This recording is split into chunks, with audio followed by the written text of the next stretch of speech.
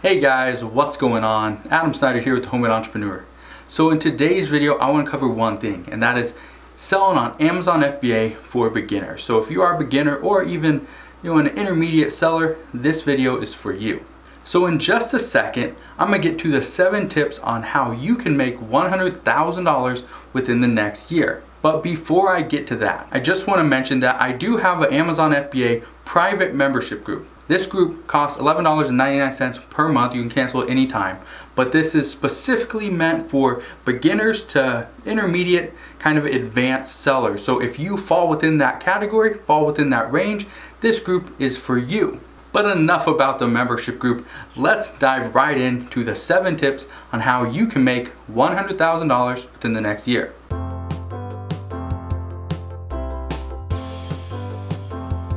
So tip number 1 is something that I've been preaching ever since I started, and it is find yourself a niche and specialize in it. That means if you are good with sporting goods, great. You need to specialize in that. Go right to sporting goods. Whenever you go to any retail store, whenever you go to any online arbitrage store, whenever you go anywhere, specialize in one category. That is your niche.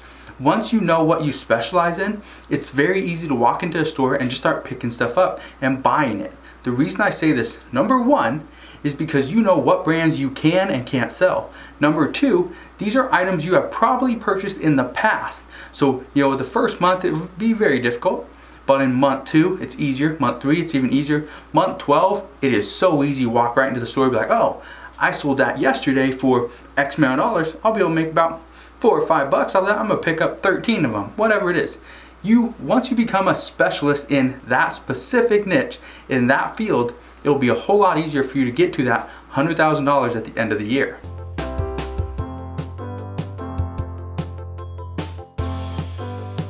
Tip number 2. A lot of people are worried, especially beginners are worried, that all the brands are become restricted. And that could be the case, and honestly, we never know. But just know one thing. There is nothing stopping you from requesting brand approval. All you have to do is go in and request that that brand approves you as a seller. A lot of these brands are going to deny you. That's just a given. But just know that even if 1 brand or 2 brands or even 20 brands accept you as a seller, that's 1, 2, or 20 other brands you can now sell. All you have to do is request approval. What's the worst that's going to happen? They're going to say no. That is it. You move on. So, like I said, all you have to do is request it. It's that simple. It takes a few seconds, and it's not like it's the end of the world. You're not like you're gonna lose anything. If they say no, you're in the same spot you were just at. You can't sell their brand, so move on.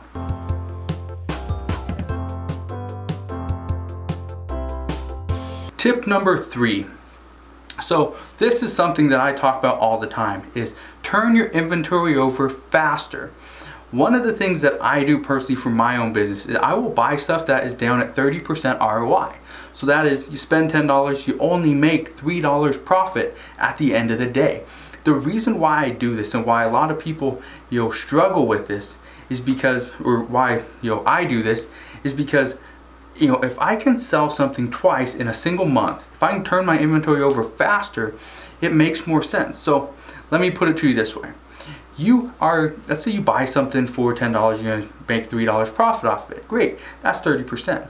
But if you can turn that item over twice, compared to the person buying that $10 item and making $5 and only being able to turn that item over 1 time in a given month, that means they made $5 compared to your $6. So by taking less, by turning over faster, you make $1 more at the end of the month. That is why I look at numbers differently. I don't look at ROI as a static number. I look at that as a figure that I should make a calculated decision on as to whether I buy that item or not. So just know, if you can turn your items over faster, you should be able to make more money, be more profitable, and be able to build your business faster.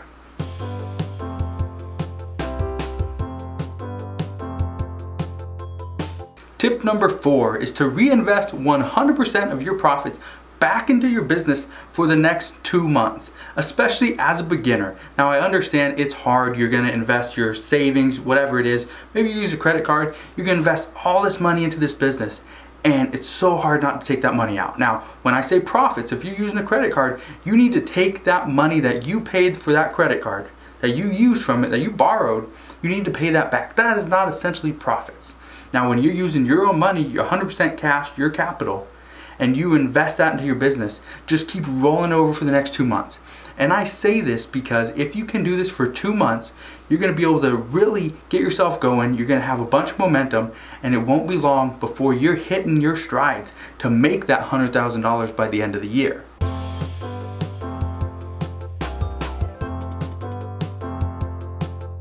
Tip number 5 is to diversify your sourcing methods. And I talk about this all the time. Is when I first got started, I was doing 100% retail arbitrage.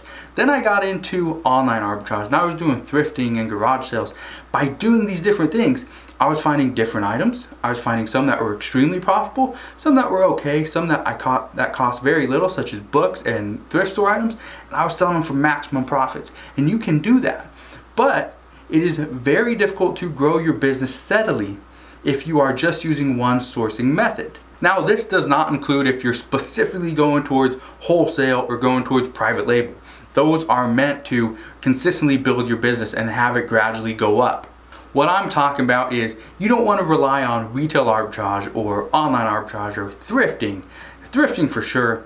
Your garage sales is another one that's really up and down. It can be terrible some days, it can be horrible some seasons, and it can just be, the best of both worlds. But that doesn't always happen, okay? So whether it's retail arbitrage, online arbitrage, thrifting, pawn shops, wholesale, private label, garage sales, liquidation pallets, book lots, whatever it is, you need to really diversify. Because if you can diversify, then it doesn't matter that, my sporting goods are having a tough time this month, or my grocery products just aren't moving, or maybe my books, it's the end of the year, school's over, and the books just decline, they just go down.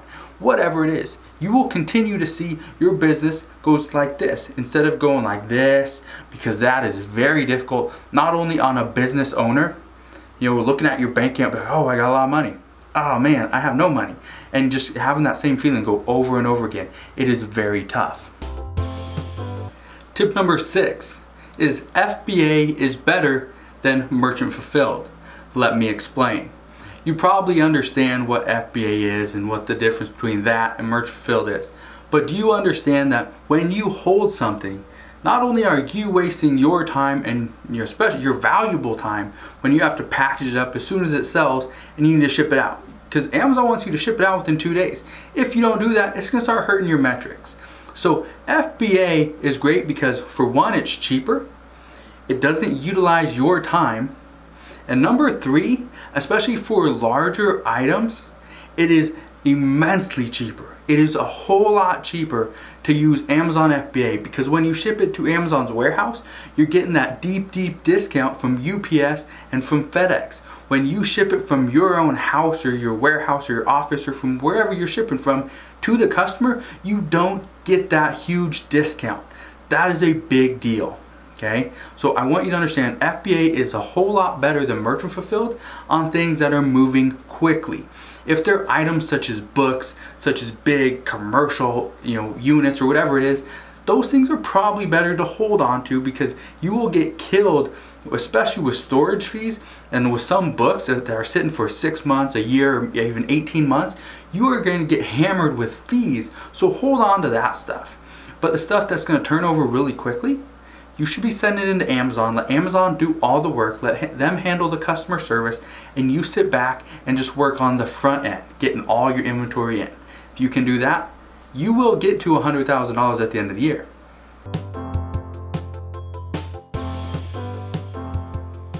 And tip number 7, which I talked about, I think previously, maybe a week ago, and I talked again about it maybe 2 weeks ago and a month or so ago.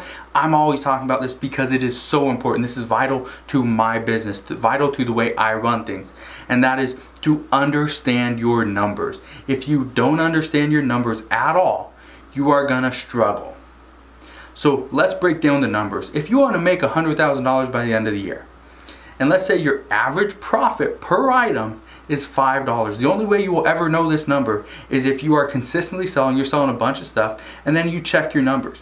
The software that I like to use is called Inventory Lab. I think it costs like $49 a month. It's a great software to keep all this information in one tidy little spot. You just gotta log in and you can see all the information that you need, all your numbers. So let's say you are trying to make $100,000. Your average profit is $5 profit per unit. That means for an entire year, you need to sell 20,000 units. Okay? That might seem like a lot, but if you break it down per day, so 20,000 divided by 365 days out of the year, you're looking at about 54 to 55 items per day that you need to average. Now that's a little bit more manageable, right? Well, to start out, you're probably thinking, oh, I only have 20 items at Amazon, and I completely understand. You are not there today, and that's completely fine. But you can be there by, in 2 months or 3 months or 6 months down the line. You can be averaging 50 to 60 items selling per day, averaging $5 profit per unit. All it takes is consistency. You need to be tenacious, you need to keep on going, and you need to put your head down and work. This business is not a get-rich-quick scheme. If you think it is, this is the wrong business for you. It's going to take a lot of work. It's going to take a lot of your time. But once you build this business up and to get it to that point where I know it should be, you will be happy, you will be successful, and you will be putting more money in your bank account than you ever thought possible. So if you are ready to make a change, or if you are ready to actually put the time and effort into the business, it's time to start now. Like I said, if you need help, you can go join my Amazon FBA exclusive membership group. It's $11.99 a month. You can cancel at any time. This group has helped hundreds of people over the life of this membership group.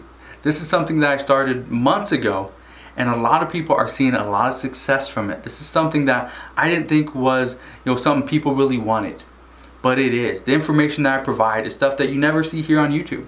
Things that I talk about, bundles and doing different things, private label and wholesale and getting into retail stores. I also offer free online arbitrage lists. I also offer free BOLO lists every single week. So if that's anything that you're interested in, make sure you check it out. That will be the first link in the description box below. If you have any questions, just let me know. Send me an email or comment below and I'll help you out any way that I can. Like I said, this video was specifically for beginners and intermediate sellers. So if you fall within that category, fall within that field, you need to follow these tips, especially if you have not yet made $100,000 a year in Amazon FBA. This is a great business, but it's not something that's going to get you rich overnight. It takes a lot of work, takes a lot of time, and a lot of patience.